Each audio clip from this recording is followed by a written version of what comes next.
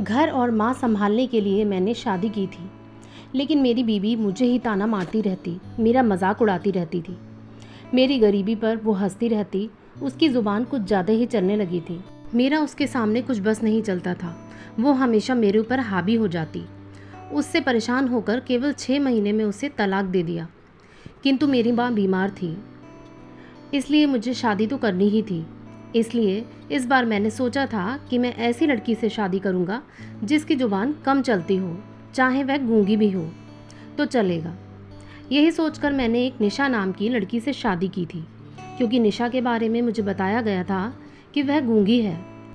इस तरह की लड़की मैं ढूंढ ही रहा था, क्योंकि मेरी हैसियत नहीं थी कि मैं किसी अच्छी लड़की को ऐशो आराम की ज़िंदगी दे सकता।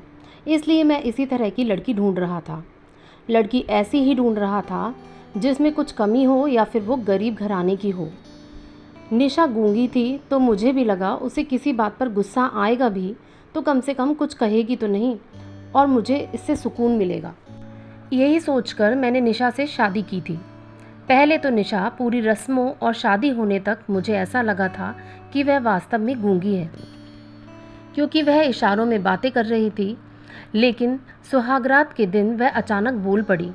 मैं ये देखकर हैरत में रह गया और सोचने लगा कि जो इतने सालों तक, कम से कम 25 साल तक जो लड़की गूंगी थी, वह अचानक कैसे बोल पड़ी।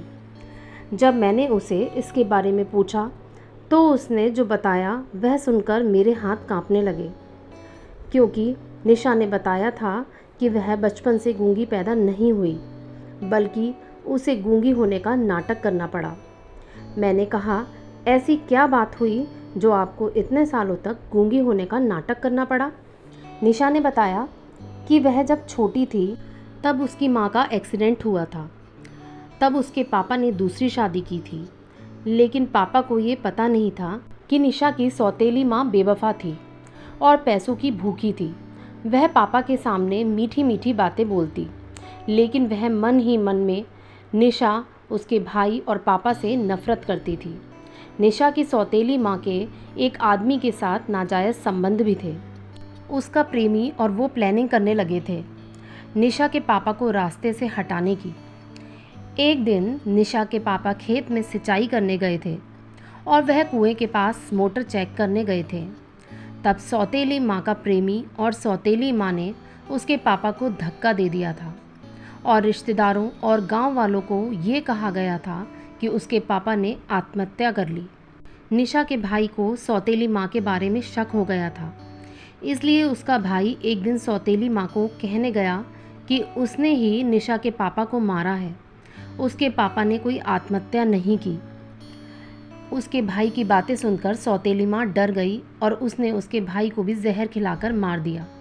जब उसके भाई को सौतेली माँ जहरीला पानी पिला रही थी, तब निशा ने उसको देखा था और वह दृश्य देखकर वह डर गई थी। उसके बाद उसका प्रेमी आया और सौतेली माँ को देखकर कहने लगा, दो तो रास्ते से हट गए हैं, अब अकेले को ही हटाना है। ये बातें निशा ने सुन ली थी और उसे बहुत डर लगने लगा था। यदि वह ये बातें दूसरों को बताए और वह वही बातें सौतेली माँ को जाकर बताएं, तो क्या पता उसकी सौतेली माँ उसे ही मार दे। उस समय निशा की उम्र कम थी, इसलिए वह सौतेली माँ का सामना नहीं कर पाई। इसलिए जो घटना हो चुकी थी उसके बारे में निशा ने किसी से जिक्र तक नहीं किया था, बल्कि निशा सारी सच्चाई जानती थी। उसके बाद निशा की माँ का प्रेमी घर पर ही आकर रहने लगा। वह निशा को भी मारने की प्लानिंग में थे।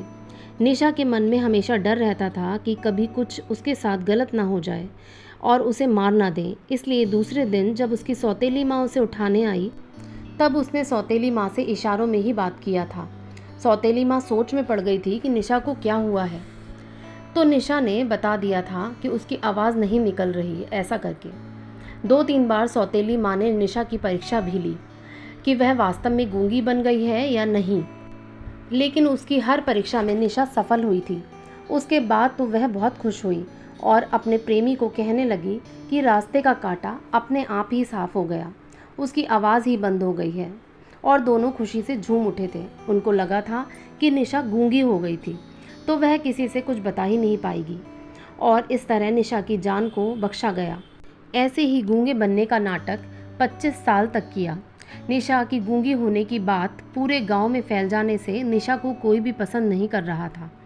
उससे कोई भी शादी नहीं करना चाहता था और निशा की माँ की ख्वाहिश भी थी कि निशा की शादी अच्छे खानदान में ना होकर किसी गरीब खानदान में ही हो।